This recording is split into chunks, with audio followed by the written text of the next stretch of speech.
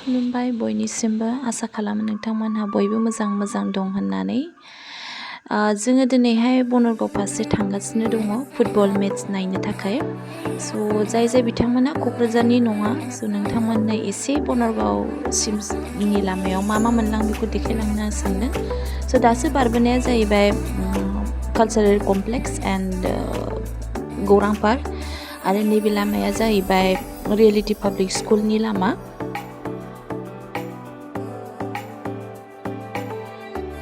Reality public school थांग्रा लामाखौ ससे बारबोनानैनो आगदाथिं बै नुहुरनाय बिल्डिंआ जाहैबाय आइटि पार्क क'क्राझारनि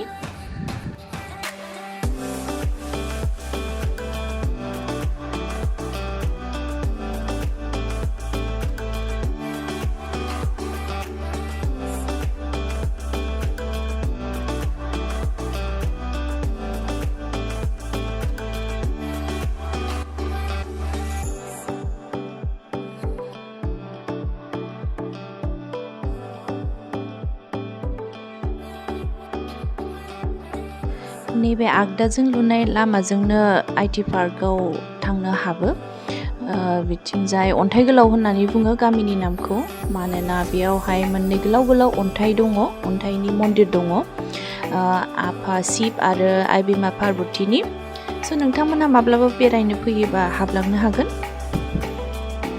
बे जायगानि नामा जाहैबाय चन्द्रपारा सिगाङावहाय बेयावहाय मोनफा मोननैल' दखान दङमोन नाथाय दानिया बे जायगायाबो गोबां देरबाय दखानफ्राबो एरबाय जों थांगोन सिदा नैबे आखिनि लामाया जाहैबाय दतमा थांग्रा दावलिगुरि लामा थांग्रा आरो जों नैबे सिदा थांसै बनरगाव लामायाव बे खेलाया सोरनि नामाव आरो सोर होदों बे खेलाखौ बेफोर गासिखौबो आङो फारियै खोन्थालांबाय थागोन आसा खालामो नोंथांमोनहा भिडिअखौ जोबजासिम नायगोन होननानै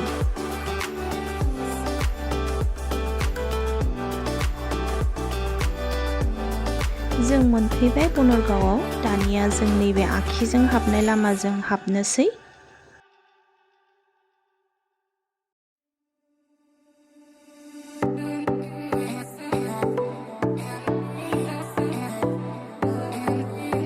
जोबोर लोब मानसि फैदों नोंथांमोनहा नुबाय जानांगौ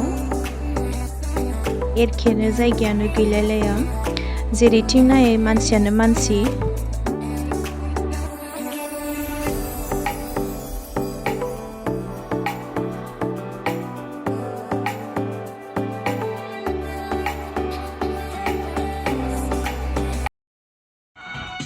दा जों गारिखौ नैबेथिंजाय पार्क खालामनानै दोननोसै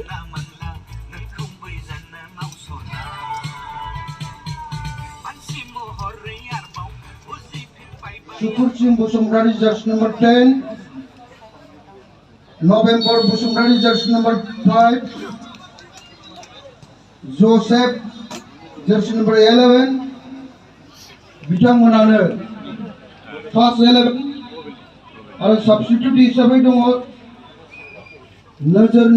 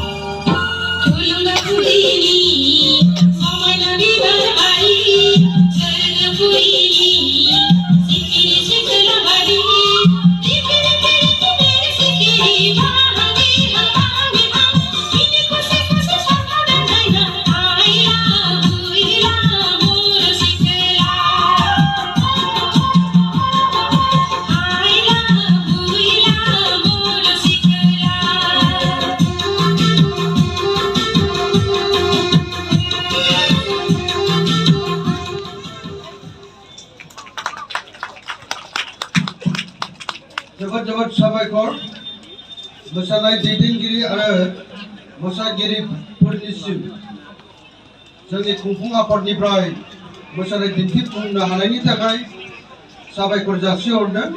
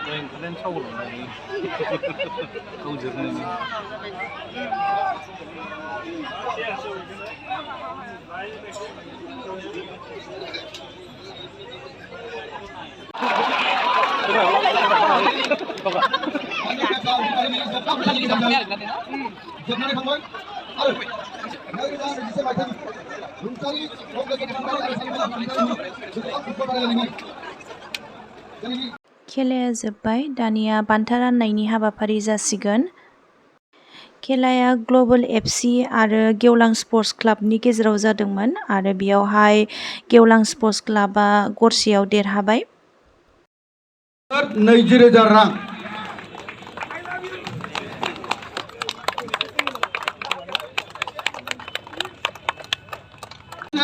नगद 30,000 रां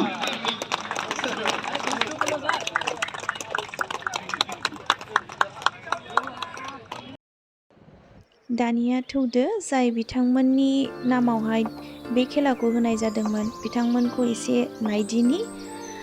बे खेलाखौ गासै देग्लायजों बोसोरथाम जाबाय, देग्लायहाय जोबथा बोसोर।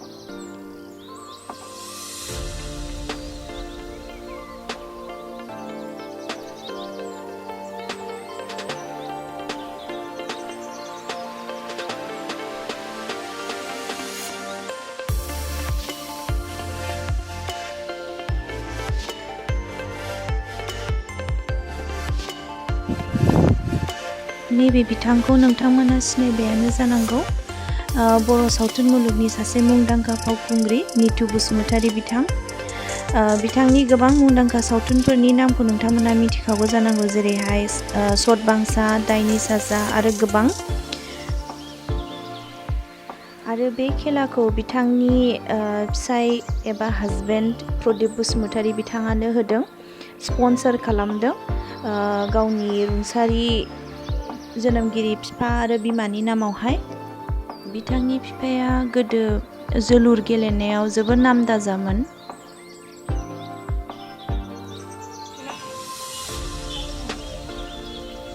बिथांमोनानो जाहैबाय प्रदीप बसुमतारी बिथांनि जोनोमगिरि बिमा आरो बिफा, लेट कमलेश्वर बसुमतारी आरो लेट चारुबाला बसुमतारी। आरो नैबे सानैया जाहैबाय सासेया बिब' आरो सासेया बिदा।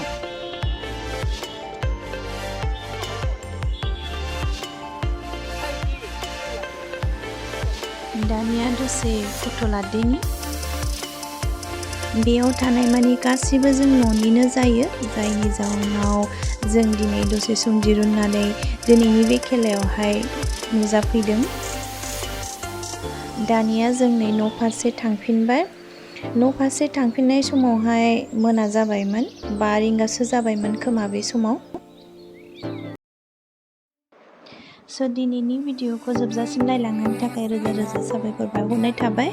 आरो बेजों लोगोसे जुदि नोंथांमोना दिनैनि भिडिअखौ मोजां मोनदोंब्ला लाइक खालामनानै हो, आरो जायफोर बिथांमोनहा गोदान आंनि चेनेलाव साबस्क्राइब खालामनो हो जुदि नोंथांमोनहा इन्टारेस्टेडब्ला। Thanks four वाचिं।